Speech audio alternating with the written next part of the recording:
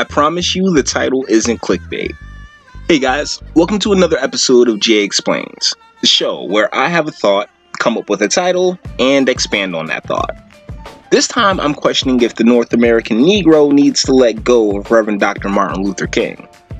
Now before we get started, do all the YouTube things, like, sub, share, speak.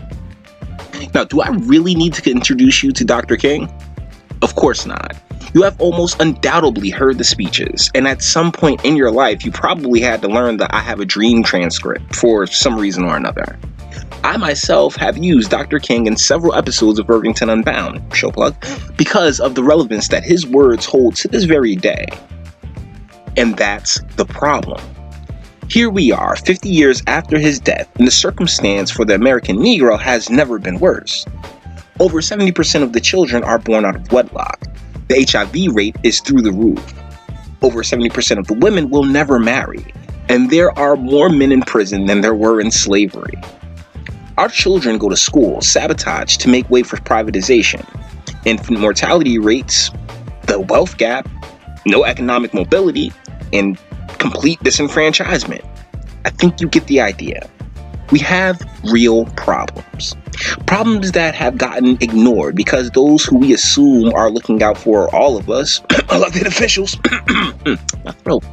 couldn't care less about the collective and used Dr. King in the Civil Rights era as deodorant for the reality of the situation. Dr. King and Rosa Parks are the Mickey and Minnie Mouse of civil rights. Corporatized, sanitized, and only exist to compel you into compliance via emotional pleas. I didn't know nothing in school. All I knew was Martin Luther King. That's all they ever teach you in school about black people. Martin Luther King. That's my answer to everything. Martin Luther King. What's the capital of Zaire? Martin Luther King. He's not bullshitting. One of the most interesting things that's happened this year was the backlash of his speech and likeness being used in the Super Bowl ad to sell trucks. Now I understand. Super dick move for them to use a speech where he's railing against the auto industry. But I recall eating a Big Mac off this man's face in the early 90s. MLK has been used as a pitchman since his death. And let's not start with the way any and everyone invokes his name and freely speaks as if they knew him and could possibly determine his thoughts and feelings, manipulating his legacy to fit their agenda, and it's freaking sad. Recently, I saw someone say how he'd all be for the DACA program when if that same Caucasian liberal saw the current state of the American Negro and the communities that mold them, it may not be such an easy claim to make. It's the big problem with the concept of intersectionality. Actually, this is pretty sweet. I want to introduce you to one of my favorite movies, a film that has had a terrible effect on me. It's called PCU. It's an early 90s comedy about a frat of rebel ragtags that challenge the overwhelming politically correct culture that has institutional control. Sound a little familiar? Check out a scene. I'm a black man. There's no justice for me here in America. I should be at the front of the line. Yeah, well, I'm gay and subject to ridicule and discrimination wherever I go. Women are oppressed throughout the world. Give it a rest. Sorry about the quality of the clip, but that is a perfect example of what's called the progressive stack. A concept that concludes that the more minority boxes you tick off, the higher on the totem pole you are. By the way, ladies, you aren't a minority and you have never been one. I'm curious what to the dick assholes gave women, the single largest group on earth, affirmative action. I can't speak for Dr. King. I would never assume to. But the struggle he fought for was in direct response to the treatment of the American Negro in his time. Transgenders, gays, immigrants, and any of the other groups that pop up to stake a claim to his legacy have only served to further divide than unite. And in worst case scenarios, exploit. Corporations, such as this very platform, YouTube, act in the same manner as the elected officials that I coughed up earlier, using the civil rights struggle as a deodorant. Right now, they have a spotlight on safe and sanitized black creators, while burying channels like this one you're listening to, and doing all in their power to shut up other more popular truth tellers like Tommy Sotomayor. By the way, that's why the hashtag is in the title. Fuck 'em. Speaking of hashtags, BET has introduced the hashtag Activism Awards. Are you freaking kidding me? A ton of pro-black influencers that can't seem to influence anything other than crying about problems for profit. How many of these assholes legit think that they're doing something of substance and compare themselves to Dr. King? Spoiler, all of them. The American Negro as a collective is at its weakest point in recorded history. Families in shambles, children abandoned, men in prison, women in weaves, schools in disarray, and economic mobility within our urban communities on the decline. And the entire time, Dr. King has been shoved down our throats and turned into a symbol of the wasted potential of not only Black America, but the country as a whole. The conversation around the movie Black Panther has gotten toxic, with outlets and pro-Black intellectuals proclaiming a simple comic book flick that I was looking forward to is somehow more important than it is.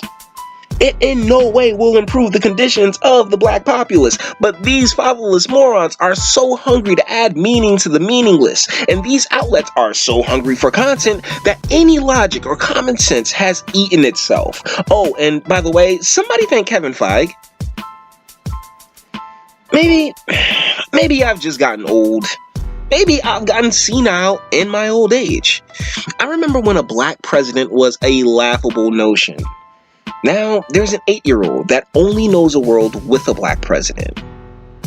And to think that they've been told over the last year that this country in any way resembles that of Dr. King's era is dangerous and sad, and dismantles everything that Dr. King fought for and stood for. As a collective, us, the American Negro, we've been had, hoodwinked, bamboozled, and run amok. They wave Dr. King in our faces while outsmarting us every step of the way. It's time we let them have them. And the word nigga as well. We gotta stop being so overly emotional and take a few moments to think, brainstorm, and plot a path forward, not just continuously looking back at the past. I often say that men and women aren't equal, but men and men aren't equal. No one is. We all have different skills and abilities, gifts and curses. Would you like a great example?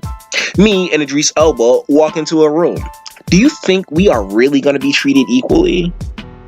Me neither. And you know what? That's okay. Equality as the end game is a fool's errand. Goals such as creating equality of outcome is impossible. We live in a free society that maintains free will, but it's really interesting to me that particularly ladies, I'm sorry women, I have to kind of pick on you on this one, because like you sit there and say, oh, well, we want women to want to believe that they can become CEOs and they can do anything that they want, but the CEO of this very platform, YouTube, is a woman. The CEO of Cartoon Network, Lucasfilm, General Motors, Hershey's, Mattel, NASDAQ, Staples, Lockheed Martin, Campbell Soup, PepsiCo, Ross Stores, and 14 other Fortune 500 companies are women. It's almost as if if you're willing to put in the work to get there, you will. And I, as an American, I know that. We know these things. We know, hey, if you can think it, you can do it. If you think and you believe, if you know you can, and you can create a plan and see that plan through, you can do it here in this country. We know that. Sorry, ladies, I pick on you a lot, but that's because you're just such low-hanging fruit.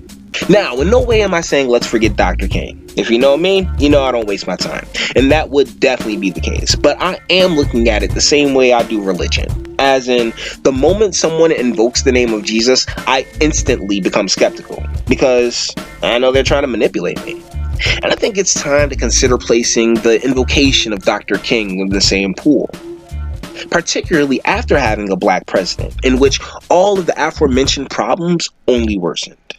To be clear, I'm not talking to black people. Black people come from everywhere, and the migration has added to the watering down and manipulation of the North American Negro.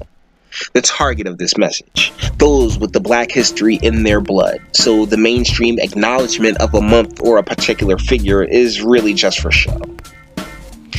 Well, guys, that's about it. I'm currently working on the full video of the forum, so that's next, but I really felt like getting this off my chest. Thanks for putting up with me. You're awesome. Don't forget to do all the YouTube stuff, like, comment, sub, and or speak. Do you think Dr. King has been run into the ground? Do you think there's any validity to the BT's hashtag awards? Do you think I'm dumb and should shut the fuck up? Please let me know in the comments. And until the next video, love. If Martin Luther King had a sneaker deal, we'd still be on the back of the bus. They always true, the Nike exec come up, "Hi, Martin, we need you to tone down the talk of civil rights and blacks being humans. It's upsetting our southern distributors."